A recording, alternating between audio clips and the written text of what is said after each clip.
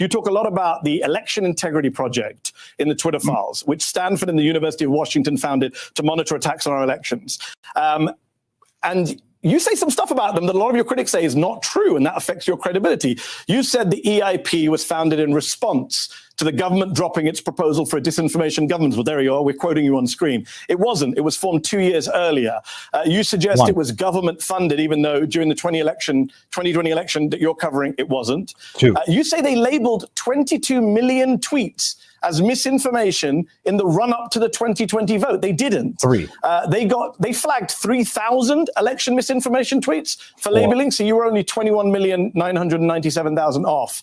And you also claim the EIP was, let me finish the question, you can come back in. You also claim the EIP was partnered with the government Cybersecurity and Infrastructure Agency, CISA, to censor Twitter, but you mix up CISA, CISA, a Homeland Security Agency, with the Center for Internet Security, the CIS, which is a non-profit. In fact, you added an A to CIS. I think people can see it there in brackets to make that false claim. It's just error after error, Matt, on just this one topic.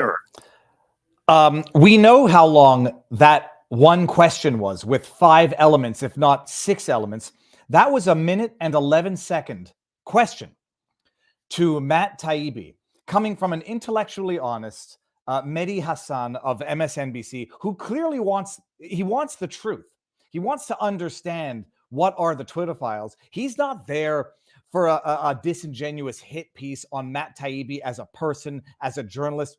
He wants the truth. And when you want the truth in discussion, what do?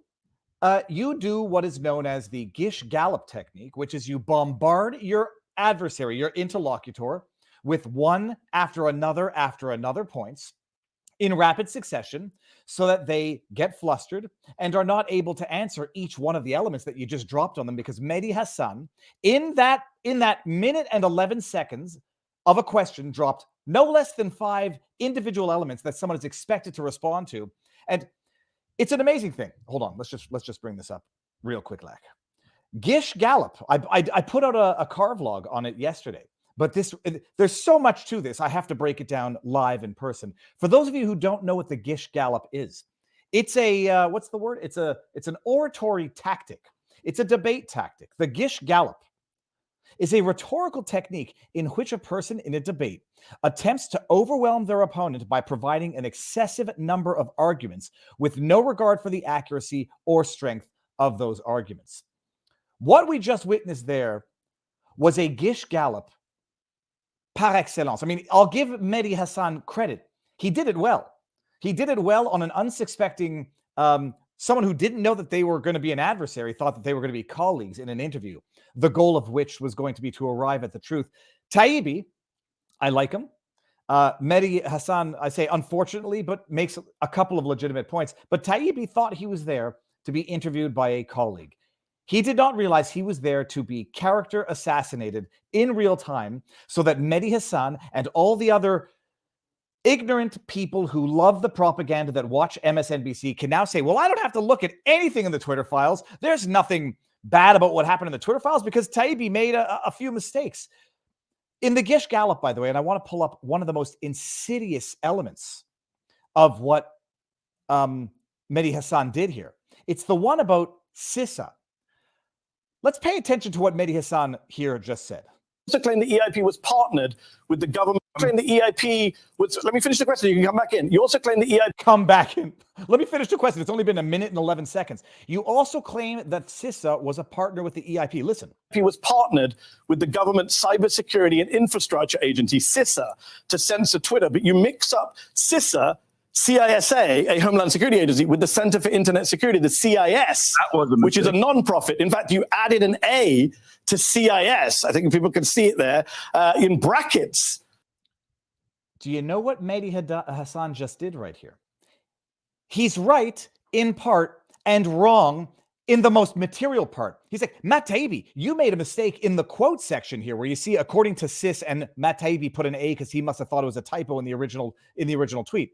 To make that false claim. It's just error after error, Matt.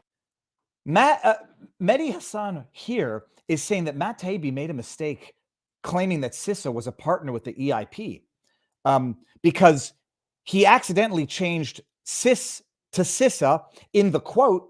And what does what does Mehdi Hassan do here?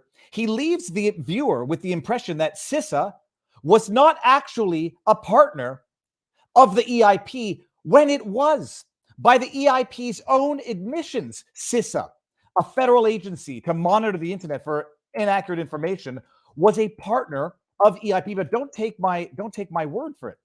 Partner EIP. I addressing false claims. I think this is it right here.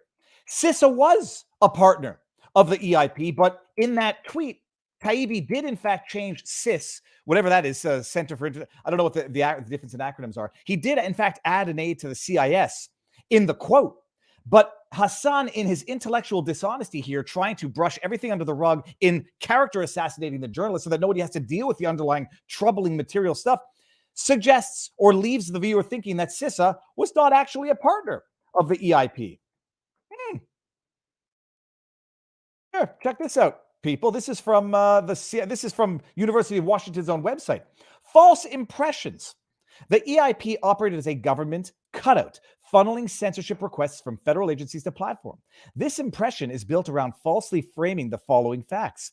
The founders of the EIP consulted with the Department of Homeland Security and Infrastructure, CISA, prior to our launch. They did. EIP consulted with the DHS and CISA. What else? CISA was a partner of the EIP. Let me just skip to all of this. These claims are true. So CISA was a partner of the EIP. The Election Integrity Partnership was consulting and conversing with the Department of Homeland Security and the, what was it called? The Cybersecurity Infrastructure. And EIP alerted social media platforms to content. And the EIP alerted social media content to platforms to content EIP researchers analyzed and found to be in violation of the platform's stated policies. So nothing like EIP working with the CISA, partnering by their own admissions, and DHS, alerting social media platforms to, hey, you've got some stuff there that we think violates your terms of use. Wink, wink, nudge, nudge, go fix it. These are all true claims. Gish Gallop, people, never forget it. And do you know what the most beautiful thing is? I didn't realize this. Mehdi Hassan wrote an article on the Gish Gallop. The tactic of the Gish Gallop, I think he published it in the Atlantic. I tweeted it. I can't find it right now. He wrote an article detailing the strategy that is the Gish Gallop, except he attributed the tactic to Donald Trump. Hashtag confession through projection. Hashtag it's not rules for radicals. It's actually Joseph Goebbels' Nazi propaganda. Accuse your adversary of doing what you are doing so as to create confusion. Oh, but the Gish Gallop. The Gish Gallop tactic, which Mehdi Hassan tactfully and artistically, what is the word I'm looking for? Wonderfully used here. It's not just that he used it here. He's used it elsewhere. I went just to look up, some of the tweets of disinformation or inaccuracies that Mehdi Hassan himself may have uttered. And this is a double-edged sword because I'm not saying that Taibbi made those tweets with the deliberate intent to mislead. Matt Taibbi is a journalist who cares about his reputation. And I know he cares more about the truth than being right. And had Matt Taibbi been notified of the mistakes, in a plausible, respectful, I'm sure he would have even responded had the manner of his notification not been respectful. But had Taibbi become aware of those mistakes, he wouldn't try to hide them, conceal them, or pretend that he didn't make them because A, that would be even more tarnishing on his reputation than making bona fide mistakes in the first place. And Taibbi is more interested in the truth than being right. Where if Mehdi Hassan were more interested in the truth than being right, he would have said, okay, Matt, you made these mistakes. It's tough to digest. I don't know, however many hundreds of thousands of emails and information you got in a short period of time to put out a Twitter. Maybe go correct those. But now can we talk about the underlying problem? That CISA, DHS partnering with, or I don't want to say anything that might be inaccurate. CISA was a partner of the EIP.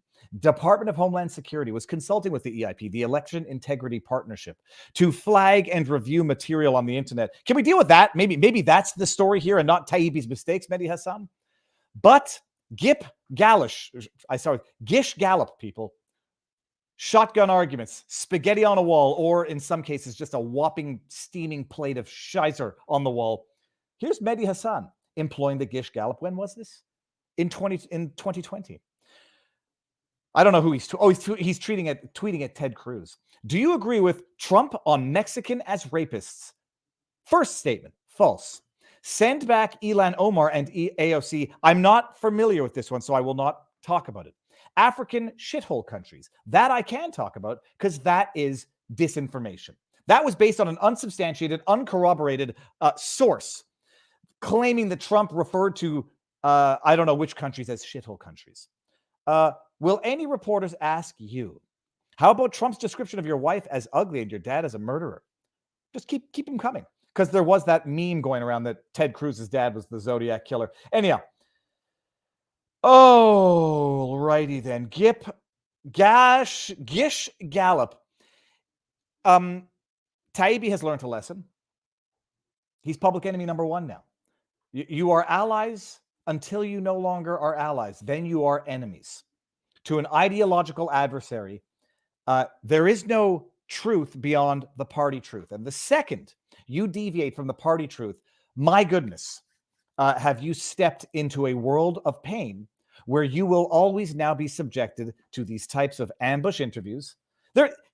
Mehdi Hasan made a few decent points. There were inaccurately framed, inaccurately drafted tweets. One suggested that the Disinformation Governance Board found, that Scary Poppins, Nina Jankowicz was going to head, was dissolved. And in response to that, the EIP was created, Election Integrity Partnership.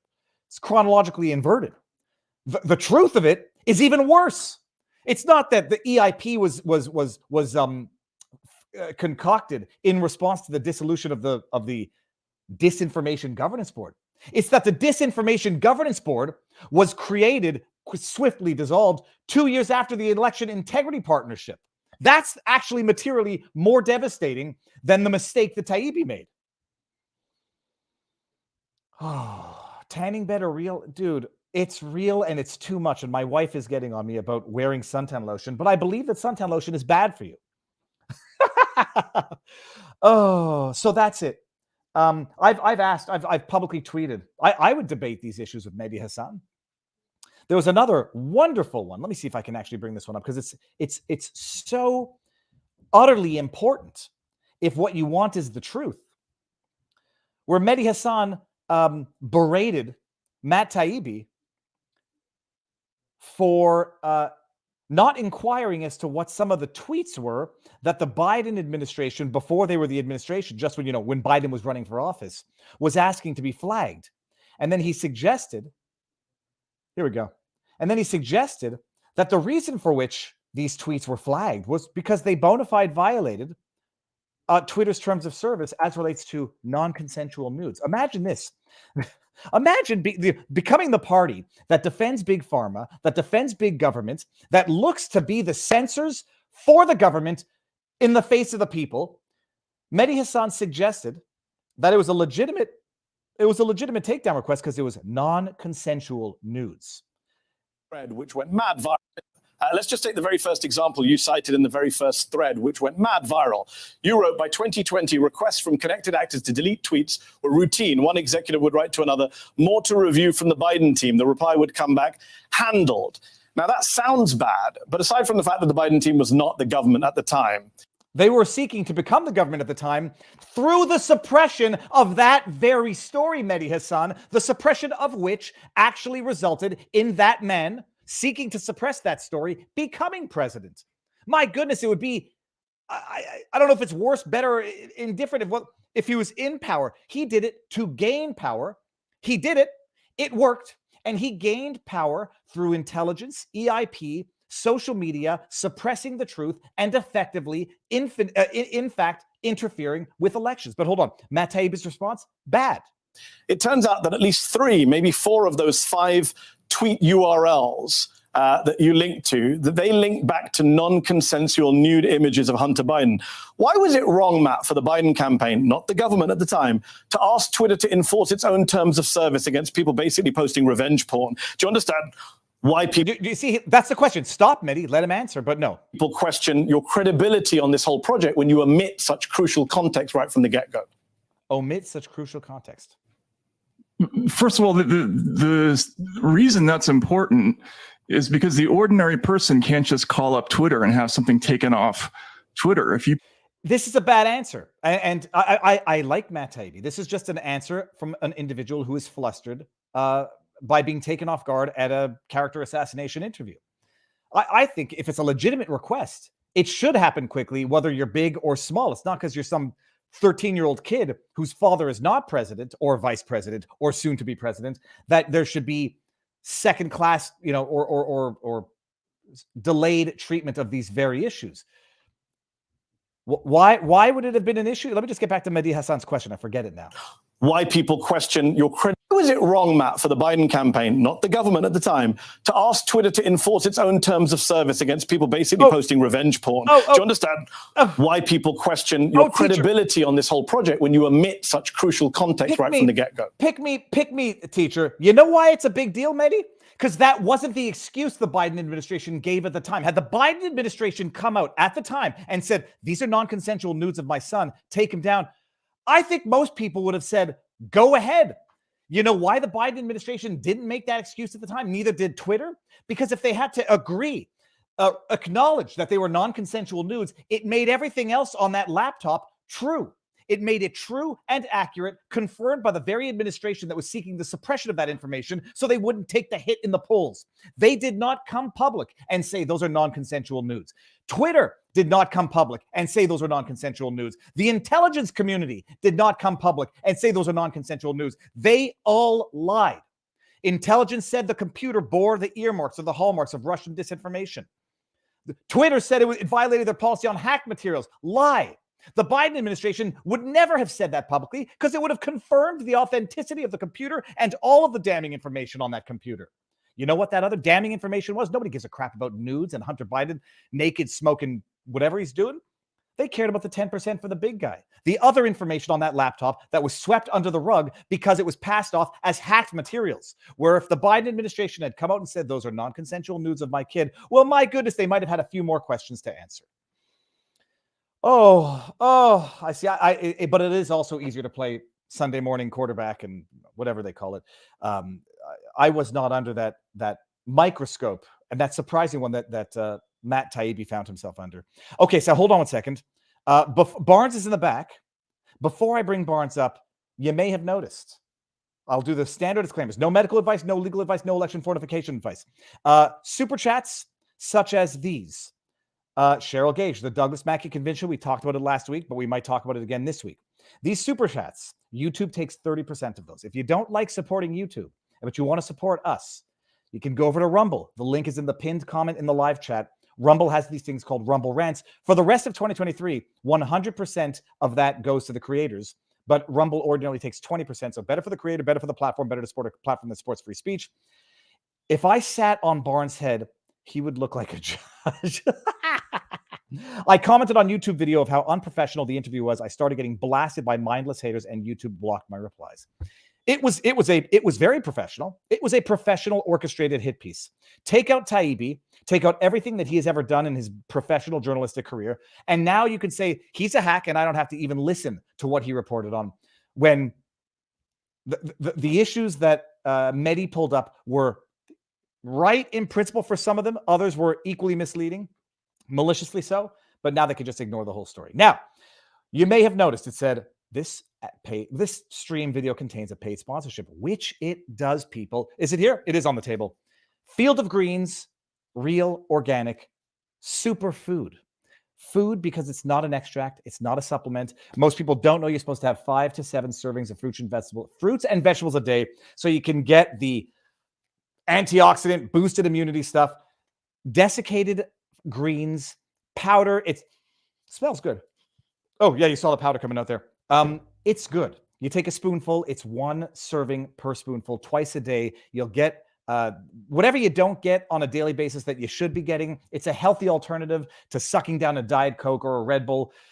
It's a healthy alternative to get a dose or 2 of fruits and vegetables. Raw is always better, but desiccated, dried, you get all. Let me see here. It says full serving of vegetables, full serving of fruits, antioxidant power, boosted immunity, USDA organic because it's a food, not an extract, not a supplement. It looks like swamp water, but it tastes delicious and it's a good habit to get into. If you go to fieldofgreens.com, promo code VIVA, you get 15% off your order. So link is in the pinned comment. Thank you, Field of Greens. Let's get this show started, shall we? I see Barnes in the backdrop. Sir, okay, you're wearing a bow tie tonight, Robert. Yeah. Get the bow tie going.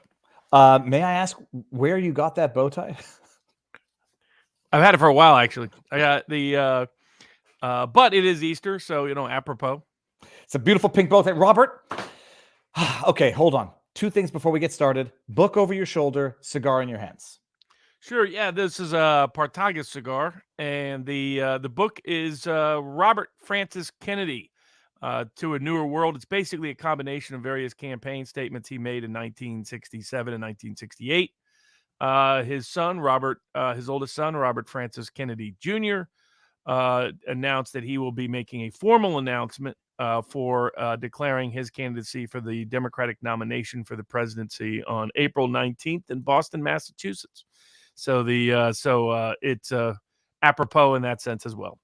And someone says, thank you both for having this stream on Resurrection Day. It's much appreciated.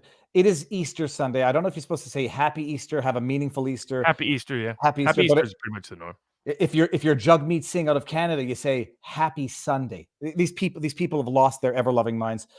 Okay, so hold on. I think we might just go straight over to Rum. Do we do one subject here before we go over? What's the over-under to France joining BRICS? I don't think it will matter, but the is the short answer on that. But you can see part of my discussion on the Duran for that. I'll have a hush-hush on that this week, actually. But yeah, we got 21 topics tonight. Potential topics to cover in order of sequence are the Perry conviction out of Austin, Texas. What does it mean for self-defense? Possibility of a pardon from the governor. Might not be as simple as people assume. The January 6 cases, the development of more informants being disclosed, and the D.C. Court of Appeals itself can't decide on exactly what is obstruction of justice and what isn't. The abortion pill, dueling cases, one out of Amarillo, one out of the state of Washington, both by federal courts, about whether the abortion pill can sustain its FDA approval for public licensing and marketing. The state Tennessee legislature expelling several members after they were participated in the staging and takeover of the Tennessee legislature the week before. The Trump indictment, various details and defenses now available that are pertinent and material to it. I was on with George Galloway earlier today, evening London time, morning my time, and discussed that there as well as on the Duran. But we'll get into some of those details here. Honest services fraud is up at the Supreme Court. That actually has some bearing on the Trump case. Clarence Thomas gift dispute. The civil rights case where the cops say blame the police dog. They don't control them, so they can't be sued if the dog violates your rights.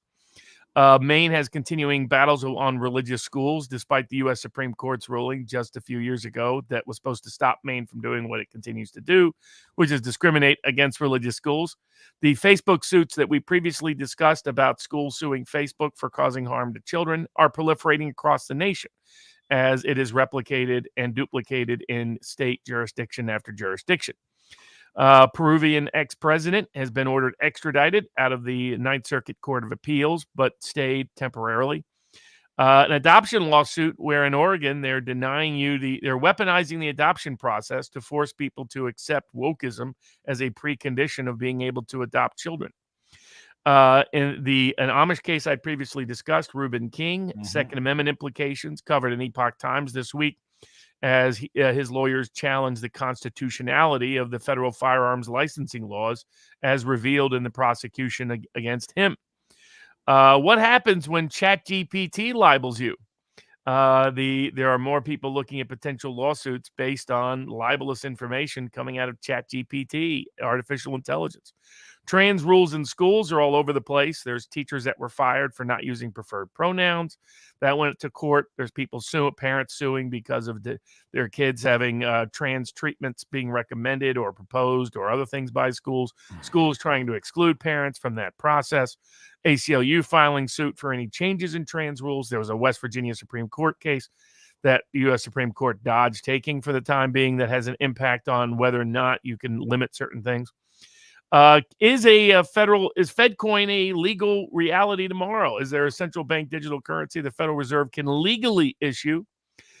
Can they ban honking like they do in California outside of emergency safety concerns that actually reached the Ninth Circuit Court of Appeals?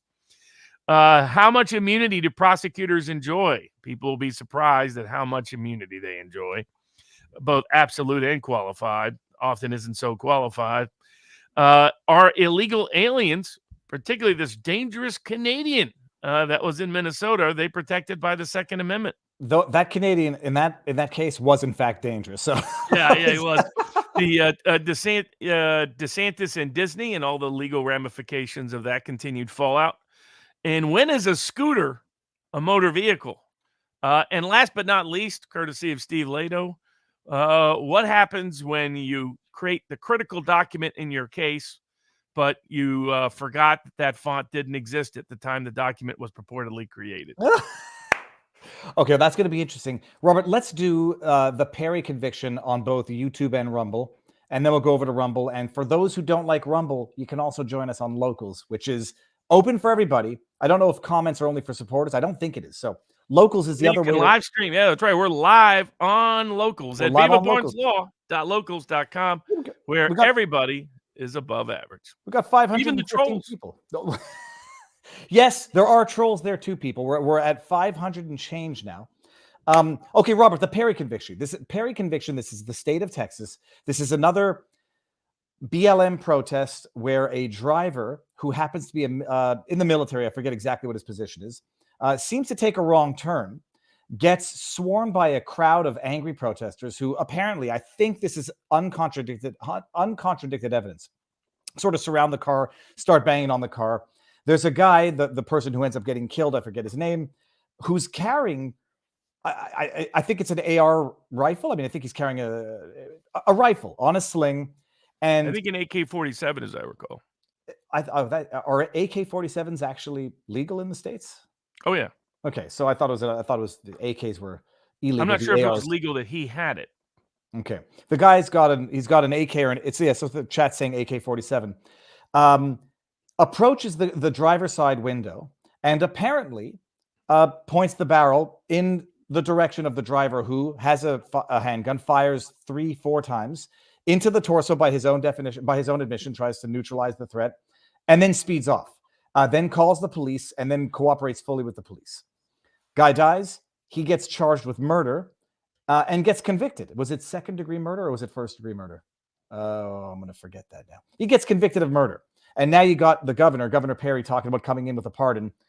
Robert, I try to look at this. Now, it went to trial. I didn't follow the entire trial as meaningfully as other stuff. I saw the expert testimony as to the trajectory, the speed of the vehicle, because people were initially saying this was deliberate, went in, sped in, shot it, and sped off, where it was clear from the expert testimony that the individual decelerated all the way up until the confrontation, then got swarmed, then by his own testimony got scared and feared for his life because his girlfriend was at the side of the car, and acted in self-defense in his own mind, took off, called the cops, cooperated with the cops.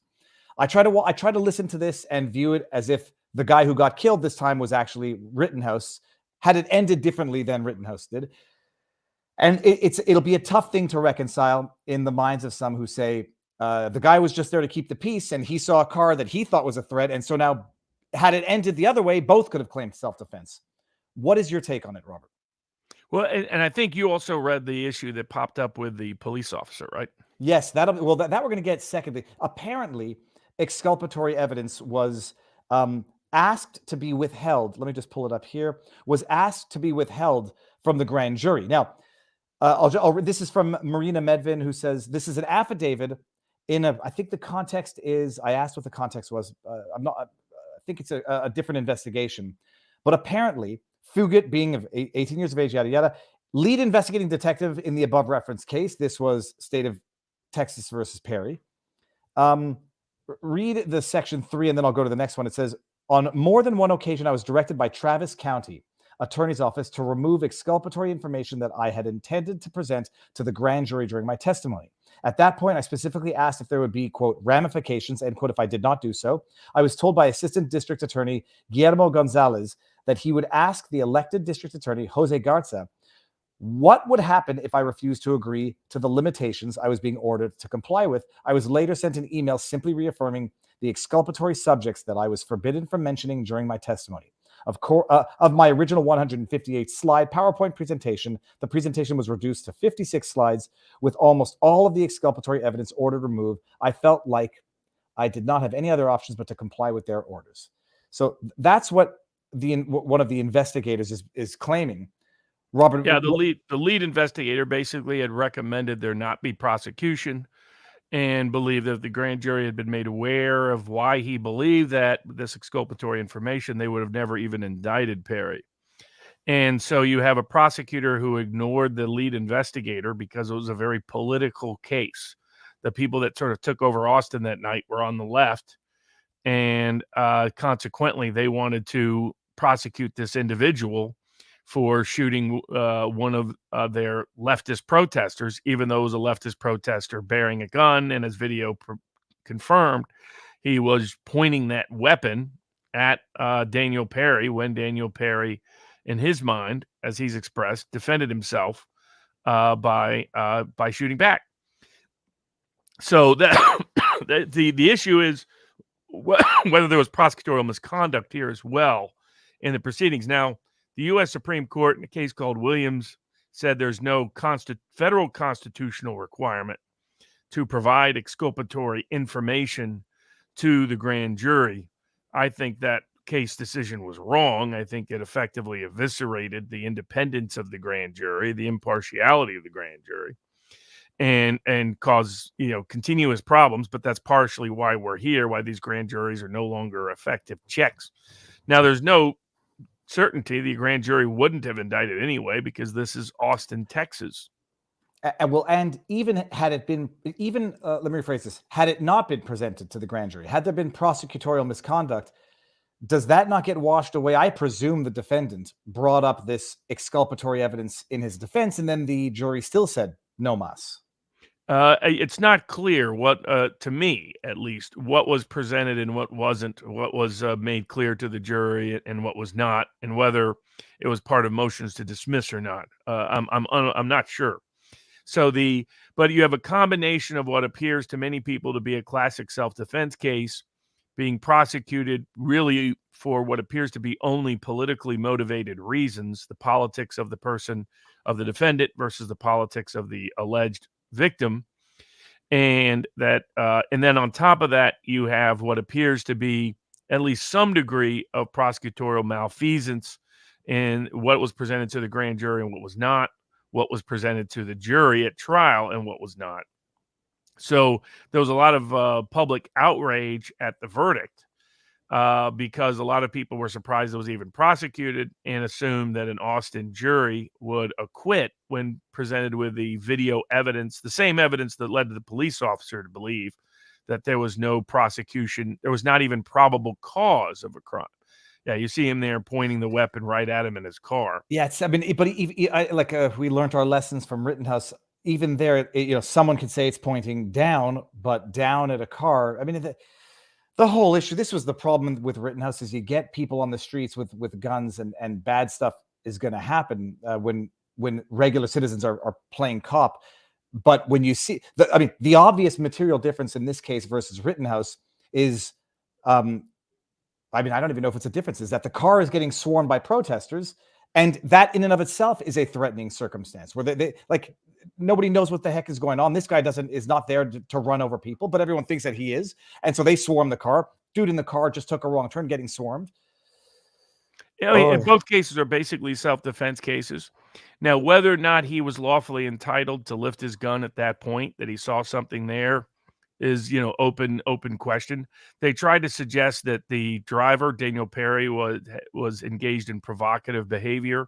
Provocation can remove the self-defense by saying he wasn't from Austin and he, chose to go there and so on and so forth. But, that was kind of what they tried to kind of argue in Rittenhouse, but ultimately were unsuccessful being able to mount that claim. But the real difference is simply the jury pool. One case you had Kenosha, which is a politically split blue-collar community.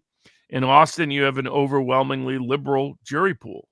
And what people are witnessing is the open, overt political weaponization of these communities to use the criminal laws to punish their political opponents.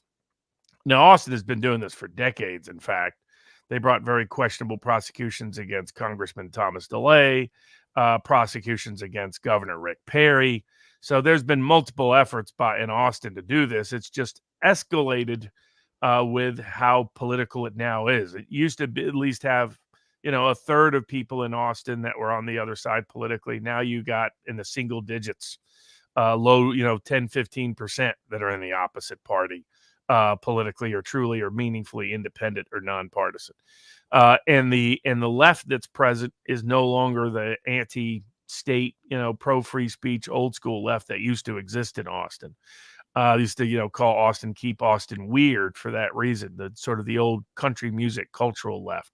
Molly Ivins kind of left. That Jim Hightower kind of left. That left is pretty much gone from Austin, as was shown in the Alex Jones civil proceedings. The juries are made up of partisan liberals who are eager, authoritarian liberals is the real difference. These are very pro-authority people, and they're happy to use their power for their political purposes. Now, there was a lot of calls immediately for Governor Abbott to pardon him. In Texas, like many other states, the governor doesn't have an absolute right of pardoning. Instead, he appoints members to a board. The board has to first recommend pardoning. They can only recommend pardoning once there's been a criminal conviction. This too varies state by state, but in Texas, they can't pardon or recommend pardoning before then. And if a majority of the board recommends it, then and only then can Governor Abbott actually pardon Perry. The Governor Abbott came out publicly and said he has requested that the board give him that authority, and if it gives him that authority, he will in fact pardon Perry. Presumably, given that the governor appoints those members of the board will in fact recommend pardoning Perry, but we will see. And I'll say this, from what I understand of the evidence, it is an outrage of a conviction. But even from some people say there is no leftist logic, but it's all hierarchy, not even double standards. The same lefties that said Rittenhouse should be guilty of murder because he shouldn't have shown up there with a rifle are now saying this guy should be convicted of murder because he shouldn't have been intimidated by a guy with a rifle that seems to be lifting it up a point. It's mutually incompatible and lacking any form of intellectual honesty or principles. But I saw enough of the trial that unless someone presents a compelling argument, it's an outrage, and we'll see what happens. But this is how you force a national divorce. What kind of person is going to want? You have gun rights, but if you use them, you're going to go to jail for life. I'll leave that. I would leave that jurisdiction. You're going to force people out of certain areas. You'll have a de facto national divorce. Robert, let us move on. Let's move this party on over to. I'm going to do it one more time, people. The link to Rumble is here. And I'll give the link to Locals. We're at 600 people on Locals, which is great. By the way, a while back, there was a glitch on the numbers. We did not have 35,000 people watching on Locals. But we had more than we had ever had on our local stream. So if you don't like the UX on Rumble, go to Locals. We're there as well. I'm going to end it on YouTube right now in 3, 2, 1. See you all.